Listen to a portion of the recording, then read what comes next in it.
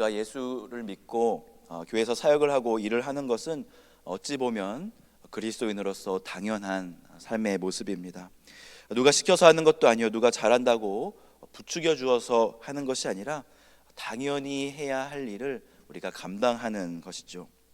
근데 그 맡겨주신 일이 무엇이 있습니까? 오늘 이 아침에 나에게 주님께서 맡겨주신 사명이 무엇인지 다시 한번 확인하는 그런 시간이 되시기를 소망합니다. 어떤 분들은 맡겨주신 사명을 감당을 하지 않는 분들도 계시고요, 어떤 분들은 맡겨주지도 않았는데 그 짐을 업고 계신 분들도 있습니다. 그런 분들은 나 아니면 안 된다는 이런 생각은 내려놓으시고 짊어지고 있는 짐을 내려놓고 진짜로 붙잡아야 할 짐을 짊어지시기를 바랍니다. 여러분, 기도의 짐을 짊어지고 계십니까? 혹시 기도의 짐은 지지 않고 다른 무엇을 짊어지고 있다면 먼저 기도의 짐을 지시길 바랍니다. 여러분, 사랑의 짐을 짊어지고 계십니까? 사랑의 짐을 지지 않고 사역하겠다 나선다면 하나님께로 먼저 나아가서 그 사랑의 짐에 하나님의 사랑 가득 담아 그 짐 보따리를 채우시기를 바랍니다. 그리고 우리가 이런 짐을 져야 하는 이유는 우리가 하나님의 비밀을 맡은 자이기 때문입니다. 오늘 본문에 보면 사도 바울이 고린도 교회 성도들에게 맡았다, 얻었다, 받았다, 판단하다, 이런 용어들을 많이 사용하고 있는데요, 이런 말들은 들으면 왠지 부담이 됩니다. 왠지 내가 평가당하는 느낌인 것 같기도 하고, 내 것은 없고 그냥 남의 것으로 삶을 사는 것 같은 그런 기분이 들기 때문이죠. 가끔씩 교회에서 섬기시는 분들을 보면은 자기의 것으로 사역을 하시는 분들을 보게 됩니다. 이게 무슨 말이냐면은 그런 분들은 직분을 맡은 것이 아니라 그냥 자기가 그 직분 자체가 되신 것 같은 그런 분들 말이죠. 사실 저도 목사이지만 천국에서 이제 목사 타이틀이 하나님께 드릴 거거든요. 근데 그 목사 타이틀이 떼어질 때 부끄럽지 않도록 열심히 살려고 노력 중입니다. 집사와 장로, 목사, 이런 직분들과 성경에 나오는 선지자, 제사장, 레위 직분, 이런 직분들도 하나님이 이 세상에 있을 때 잠시 맡겨주신 직분인 것이지 천국에서도 그런 직분을 가지고 있는 것은 아닙니다. 하나님이 맡기신 것을 도로 찾으셨을 때 나 목사요 할 수 있는 사람은 아무도 없는 것이죠. 근데 하나님께서 우리에게 그런 일들을 왜 맡기셨나요? 우리가 충성스러워서 맡기신 것이 아니라 충성되이 여기셔서 맡기셨습니다. 디모데전서 1장 12절 말씀에 보면 나를 능하게 하신 그리스도 예수 우리 주께 내가 감사함은 나를 충성되이 여겨 내게 직분을 맡기심이니.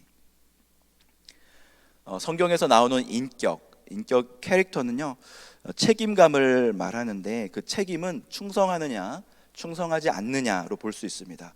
우리가 예수 그리스도의 인격을 닮아가기를 소망하는데, 우리가 주님의 인격을 닮아갈 수 있는 것은 우리에게 맡겨주신 일들에 충성할 때 예수님의 인격을 닮아갈 수 있는 것입니다.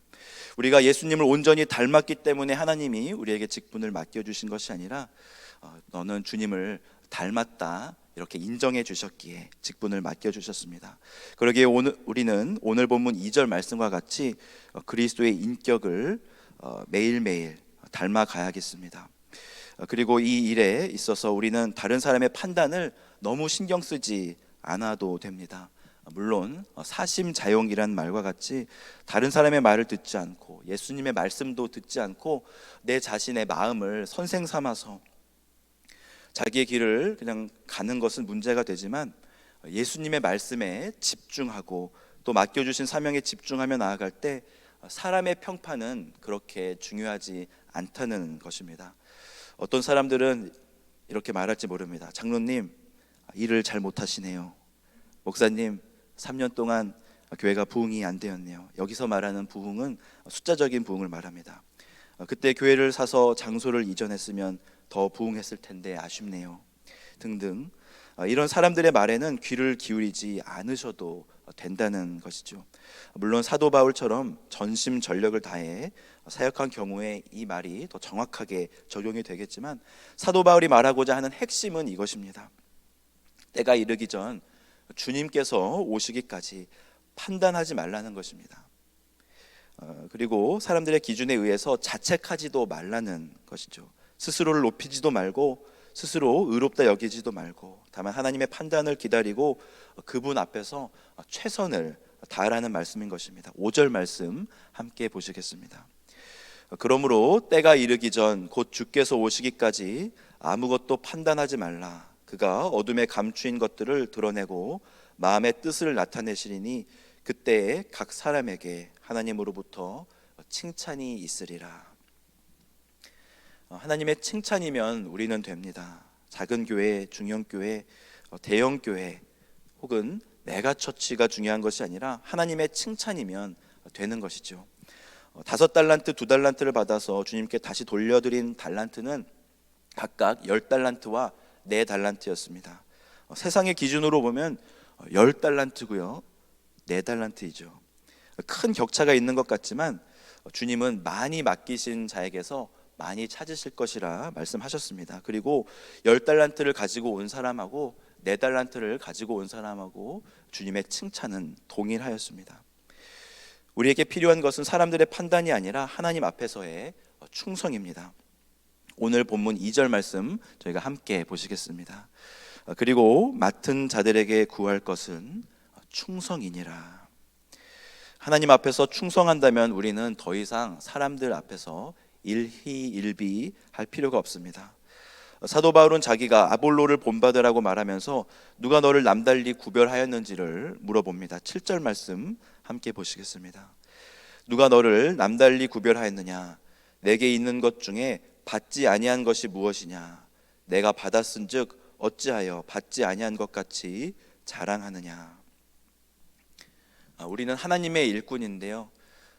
우리가 가지고 있는 모든 것은 하나님께로부터 받은 것입니다. 그래서 그 받은 것을 가지고 사역을 하고 또 일도 하고 또 하나님의 길을 걸어가는 것이죠. 지혜도 하나님의 것이고요. 카리스마도 하나님의 것이고 리더십도 하나님의 것이고 건강도 하나님의 것입니다. 그런데 간혹 우리 마음에 자랑이 들어오기도 합니다. 그렇지, 이것은 내가 아니면 안 되지. 내가 이렇게 열심히 했으니까 교회가 이만큼 온 것이지. 그런데요, 그런 자랑을 우리는 조심해야 합니다. 하나님은 다른 사람이 하나님의 영광을 가로채는 것을 보고 계시지 않으시고요, 만홀히 여김을 받지 않으신다고 성경은 기록합니다. 하나님이 받으셔야 할 영광을 어떤 사람이 가로챌 경우 하나님은 자신의 영광을 도둑 맞았다 이렇게 말하실 것입니다. 2주 전에 세미나를 다녀왔는데요, 주 강사로 사랑의 교회 오정현 목사님이 오셔서 이런 말씀을 하시더라고요. 마지막 시간인데요, 여러분은 큰 교회 목사 되는 거를 부러워하지 말라고. 그러자 거기 모인 목사님들이 다 의아하게 쳐다봤습니다. 근데 이런 말씀을 하시더라고요. 큰 교회 담임의 경우 하나님의 영광을 가로채지 않으려고 얼마나 애를 쓰는지 모른다고 그런 이야기를 하시는 말에 모두들 고개를 끄덕거렸습니다. 하나님이 어떤 사람을 어떤 곳에 쓰시는 것인가는 우리의 영역 밖입니다. 하지만 우리가 하나님 쓰시기에 정결한지 혹은 우리에게 맡겨주신 작은 일에 충성을 하고 있는지 우리가 다시 한번 돌아보고 결단해야 하는 것은 우리의 몫입니다. 오늘 하루 하나님의 은혜 가운데 맡겨주신 작은 일들을 최선을 다해 감당하시는 복된 하루 되시기를 축복합니다. 이 시간 말씀을 놓고 함께 기도하며 나아가겠습니다.